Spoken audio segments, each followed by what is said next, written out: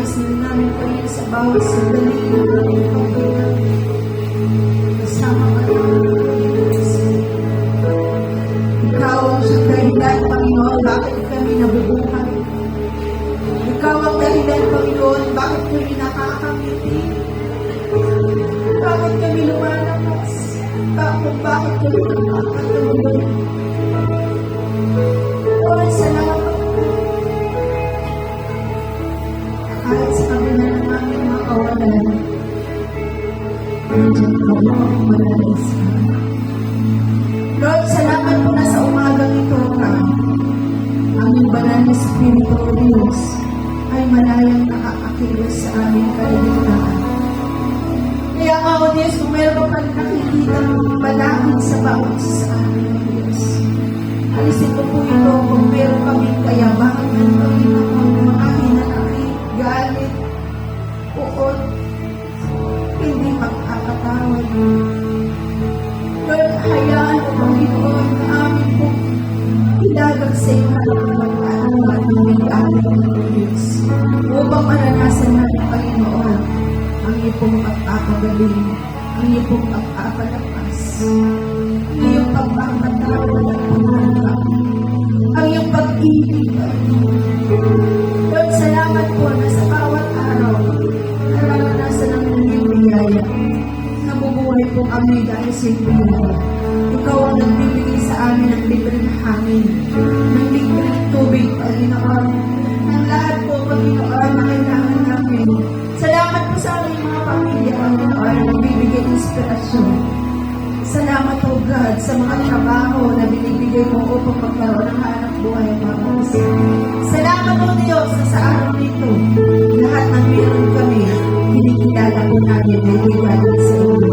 Kaya nagpupuri kami, Panginoon, at aming ipapalakpak ang aming mga kamay, aming iinda ang aming katawan sa pagsamba, sa pagpupuri sa iyo. Ibibigay namin ang pinakatalas sa pagpupuri, Panginoon, sapagkat ikaw ay hindi nagkulang sa amin. Marapat lamang, O God, ibigay po namin ang pinakatalas sa iyo, Lord God. Lord, sa umagang ito, ihanda mo po ang bawat puso namin, Panginoon, sa pananampakan. Marinig nawa namin ang iyong maliit na tinig, sa maliit na tinig na yan, ikay nangungusap sa bawat sa amin, O God. Ipuhin mo po ang bawat isa, Panginoon, sa umagang ito, at tulungan mo kami, Panginoon, na tanggapin kung ano mang Diyos ang mga salitang nais mo ibigay sa amin sa mga ito, sapagkat ang salita mo, Panginoon, nagbibigay ng buhay at kalakasan. Marahil po minsan pa rin kami nasusugatan, pero salamat, O God, dahil sa mga sugat na yan, lalo kami tumitibay, O God. Salamat, Panginoon, sapagkat kami nagtatagumpay. Kami, O Diyos, ay nakakahakbang masunod, Panginoon, sapagkat hindi ikaw ang siyang umaakay sa amin. Salamat, O Diyos, sapagkat ang buhay na ito, inihandog mo, Panginoon, para magkaroon ng kabuluhan ng buhay. Salamat po, Panginoon, sa iyong magandang gagawin sa mga ito, sa aming kalagitnaan, at sa aming pagpapalingin sa pagpupuri. Ikaw ang sa may taas, ikaw ang sa mapaganalan, at ikaw dapat ito, ang aming sasabalin,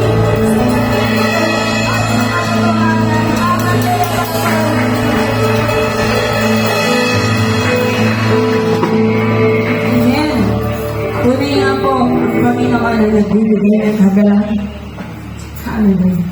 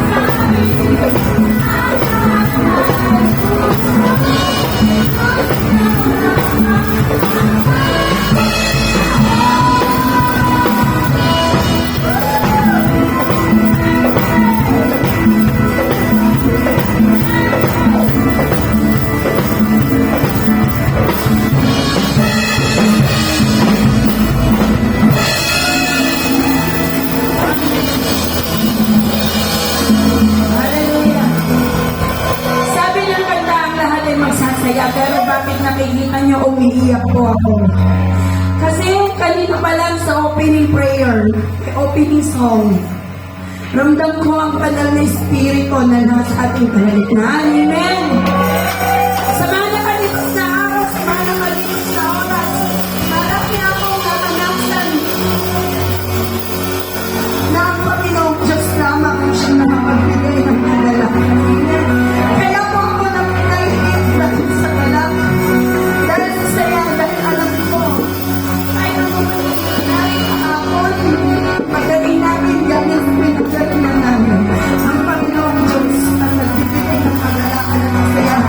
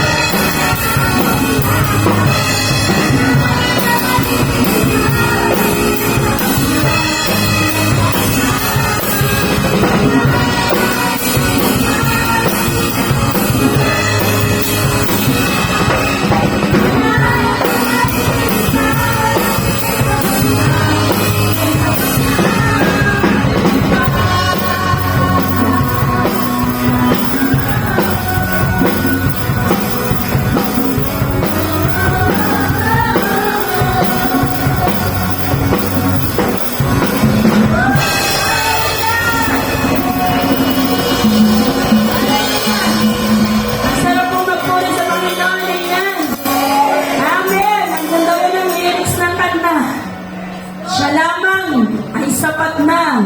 Hindi lang sapat na, kundi higit pa. Amen. Oh, hallelujah, Jesus. Tunay nga po, Panginoon, na Ikaw ang Diyos ng kabutihan.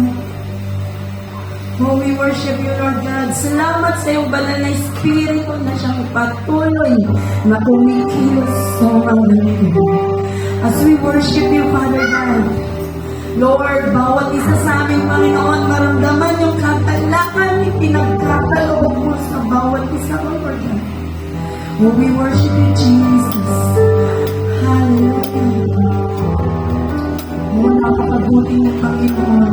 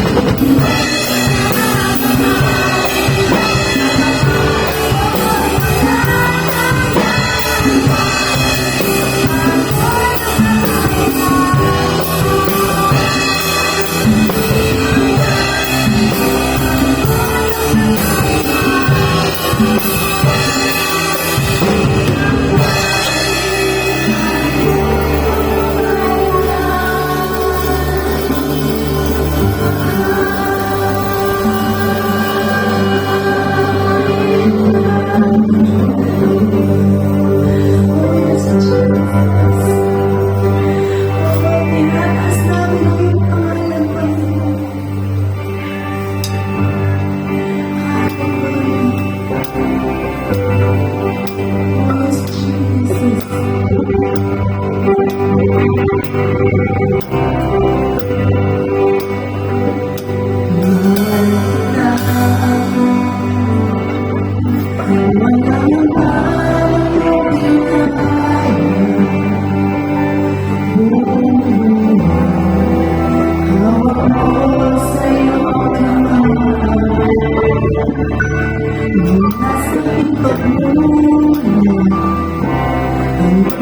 Ang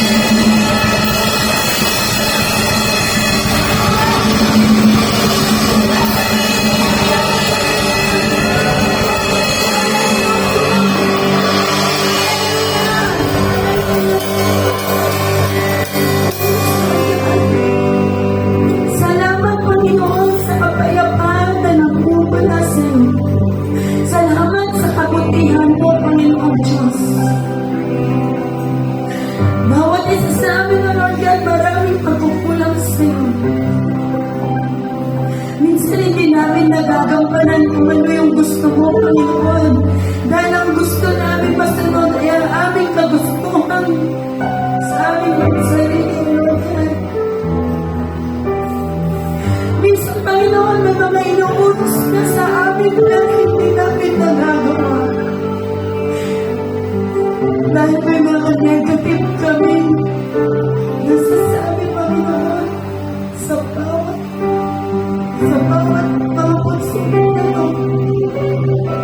Ikaw ang nagbibigay sa amin ng kasiyahan. Ikaw ang nagbibigay sa amin ng kagalakan. Salamat, Panginoon, dahil merong salitang pagtitimpi. Na dahil sa pagtitimpi na yan, Lord God, hindi lumalaki ginawa ng mga gusto. Lalo sa loob ng pamilya, Panginoon. Salamat, Panginoon, dahil patuloy na ikaw pa rin siyang kumikilos sa bawat isa sa amin. Lord, maraming naglang bawat pagtayo ko sa harap ng atin. Laging may hadlang. Pero, Panginoon, lalo mo akong pinagtitibay. Hindi naman po, pero bawat isa sa amin, Panginoon. Kaya nga, may kapalit na kagalakan, may kapalit na kapiyapan na mula sa iyo. Kaya tinitig ka lang namin kung gaano ka pagpuli sa bawat isa sa amin, O Lord God, na sa bawat suliranin na yan. Andyan ka lang sa aming tabi. Hindi mo kami itigil, hindi mo kami pinababayaran. Tunay ang Panginoon, ang katapatan mo ay lagi nandiyan. Kaya nga dalangin namin Lord sa umagang ito, patuloy kaming maging tapat sa iyo at patuloy kaming magpapatag para sa iyo. Panginoon, hindi kami matitinag ng kahit anong ang pagsubok niyo. Dahil ikaw ang nasa tabi namin.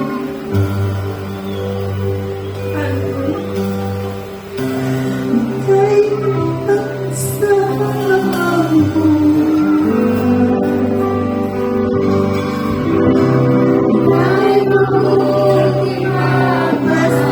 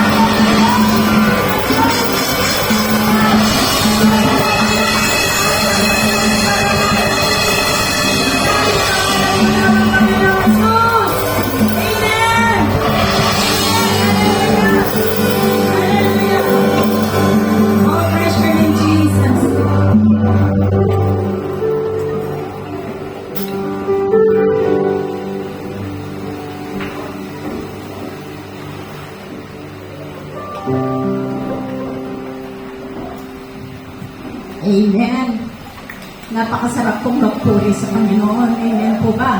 Nasabi po ba natin na tapat ang Diyos sa atin? Amen? Tunay na ang Diyos ay naging tapat sa atin. Sa habang buhay po natin hanggang ngayon, tapat po ang Diyos sa atin. Amen?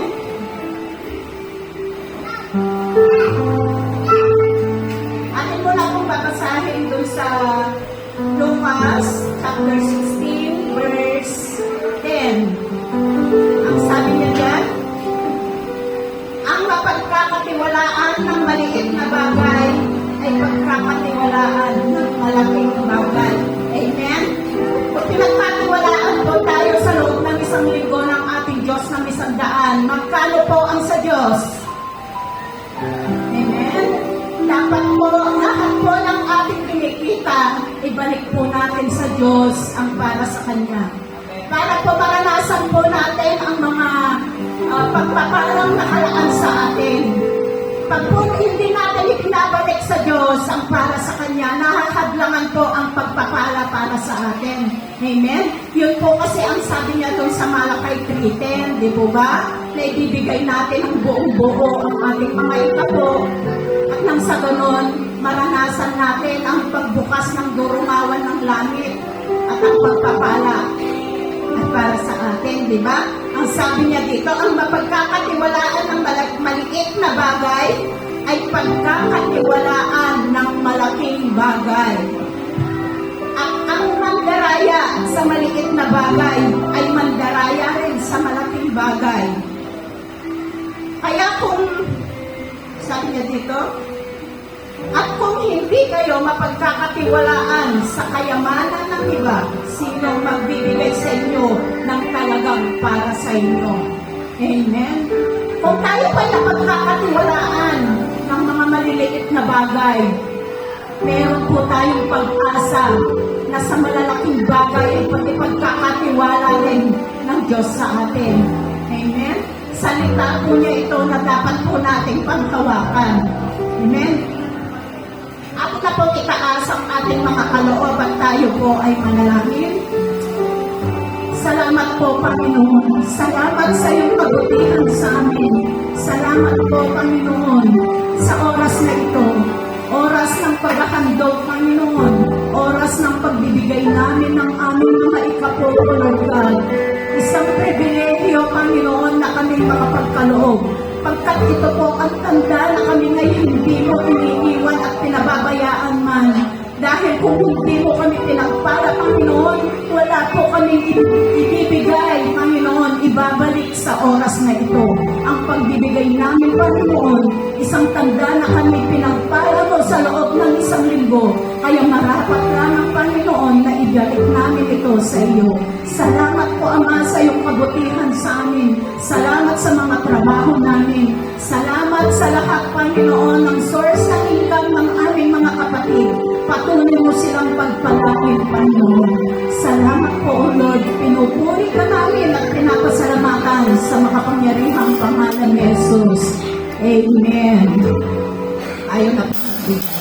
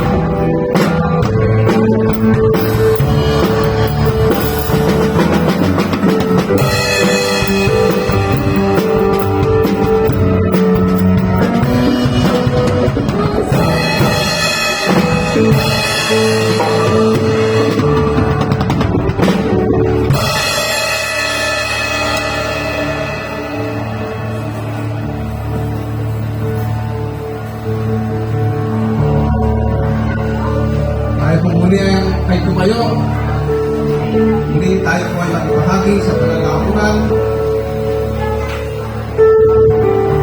Ang pakikibahagi po sa panalamunan ay napakalaga po. Kapagkat sa ating pong pakikibahagi ng panalamunan ay dapat na inaalala po natin ang ginawa ng ating Diyos sa krus ng Kalbaryo. Kaya napakalaga at meron pa pala dito ng Apostol Pablo, kapag hindi daw natin inaalala ang ginawa ng ating Panginoong Jesus, tayo po ay nakakasala sa katawan at dugo ng ating Panginoong Jesus. Kaya dapat kapag tayo po ay nakakahagi sa pananapunan, ay alalahan natin ang ginawa ng Diyos sa krus ng Kalbaryo ay may tagumpay namin sila. Ito po, Kuya.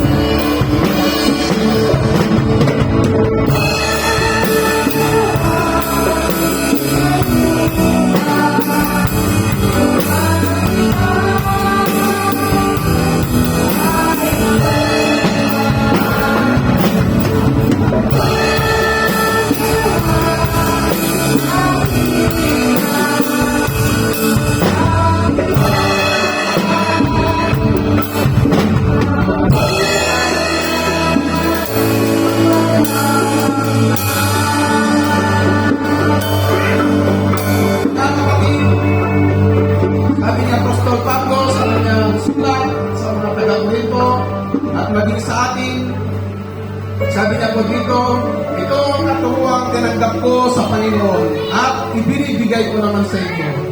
Noong gabing siya ay pagkalulo, ang Panginoong Jesus ay lumabot ng tinapay, nagpasalamat at pinagpinapinaso iyon at sinabi, ito ang aking katawan na inihandog para sa inyo. Gawin niyo ito bilang pag-alaala sa akin. Matapos magkapunan, lumapot din siya ng kopa at sinabi, ang kopang ito ay ang bagong tipan ng Diyos na pinagtitibay ng ating dugo. Tuwing iinumin ninyo ito, gawin ninyo ito bilang pag-alala sa akin.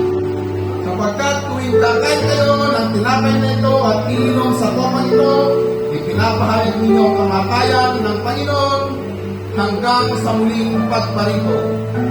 Ang sino mang kumakain ng tinapay at uminom sa kopa ng Panginoon sa paraang di nararapat ay nagkakasala sa katawan ng dugo ng Panginoon. Kaya dapat siyasatin ng tao ang kanyang sarili bago siya kumain ng tinapay at uminom sa kopa. Sapagkat ang sino mang kumakain at uminom ng hindi kinikilala ang kahalagahan ng katawan ng Panginoon ay kumakain at umiinom ng kakulang laban sa kanyang sarili. Yan ang dahilan kung bakit may ilang masakitin ang marami sa iyo at may ilang nang namatay na. Kung sisiyasatin natin ang ating sarili, hindi tayo makatulan ng Panginoon, ngunit inaatulan tayo ng Panginoon dahil itinutawid niya tayo upang hindi tayo maparusahan kasama ng sanlibutan. Sabi ko dito, kapag daw tayo ay nakikibahagi sa banal na apulan, alalahanin ikaw natin yung ginawa ng ating Panginoon doon sa krus ng Kalbaryo, sapagkat ang sabi niya dyan, meron pong warning ang ating Panginoon na kung hindi daw natin kikilalanin ang ginawa ng ating Diyos, ng ating Panginoon doon sa krus ng Kalbaryo, ay tayo daw ay hahatulan at tayo daw ay hindi magiging karapat-dapat sa harapan ng Diyos. Kaya dapat sabi niya dyan, siyasatin natin ng mabuti ang ating mga sarili. Kaya kung meron man po tayong nagawa na nitong nakalipas na araw, sinabi, naisip na hindi nakapagbigay lubog sa ating Panginoon, ay humingi po tayo ng tamang tawad upang sa gayon, ang Diyos po ay matatawarin po tayo sa ating mga kasalanan sapagkat ang sabi ng Diyos, kapag ipapahayag natin ang ating mga kasalanan, tapat ang Diyos. Tayo ililinisin niya sa lahat ng ating po mga karumihan. Kaya dapat sa umagang ito, bago po tayo makibahagi sa banal na apunan, hingi po natin ng tawad yung ating pong nagawa nito mga linggo. Sige po, sumunod po tayo personally sa ating Diyos. Yeah.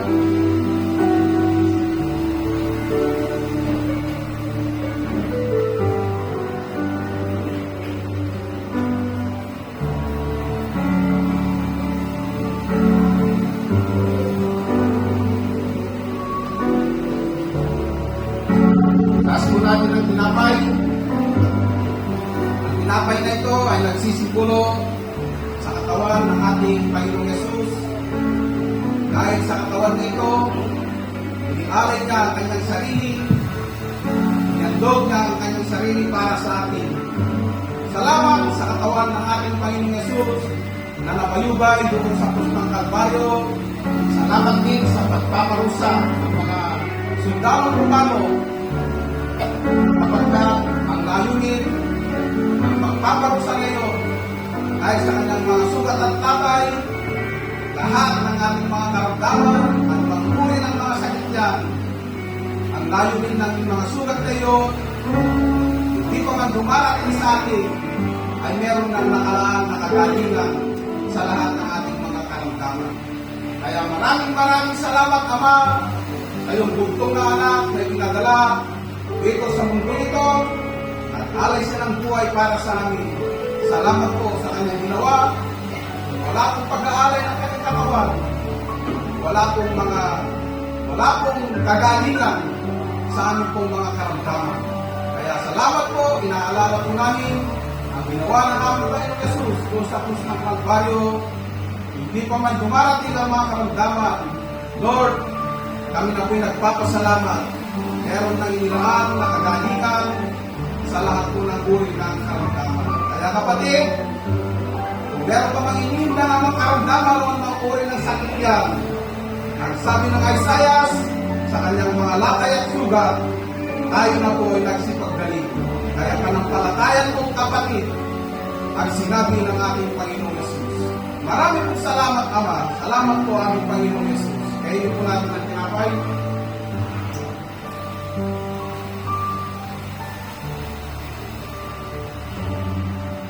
Tapos po natin ang sarong.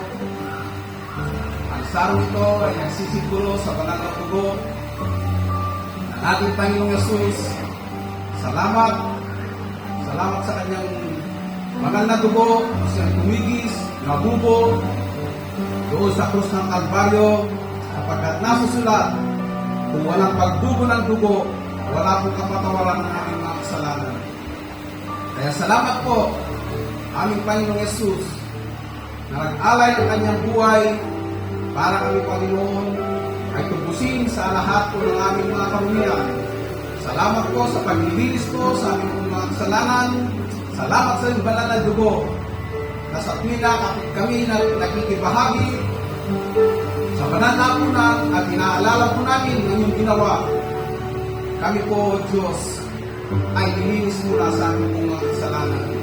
Sa lahat ng aming mga karumihan, sa lahat ng aming kalikuan, nilinis mo na ito, Panginoon. Inugasan mo na sa iyong banal na dugo. Nilinis mo na na parang yebe, Panginoon. Pinaputi mo ito dahil sa iyong banal na dugo, O Lord God. Kaya maraming salamat, Ama, sa iyong ginawa doon sa krus ng Kalbaryo. Salamat po kapag kami uminom sa kopa ng aming Panginoong Yesus. Ito po'y may kapangyarihan sa tina na kami makalinisin at makapanalin sa lahat po ng aming mga kasalanan. Maraming salamat at meron po kami proteksyon, Panginoon, na hindi po kami mahipo kailanman ang gawa ng kaaway. Kaya maraming salamat, Ama. Ito po ang aming dalangin sa pangalan ng aming Panginoong Yesus. Inumin po natin ang damang ito. Hallelujah.